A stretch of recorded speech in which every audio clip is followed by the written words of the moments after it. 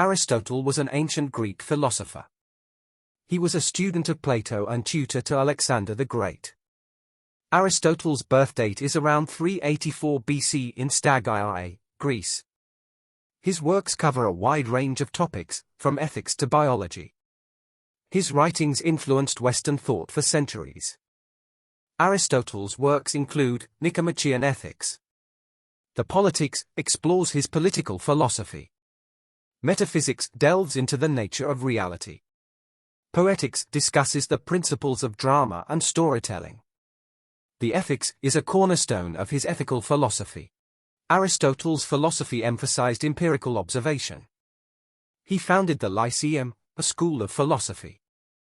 His teleological view saw purpose in all things. The golden mean concept explores moral virtue. Aristotle's philosophy was a bridge between Plato and later thinkers.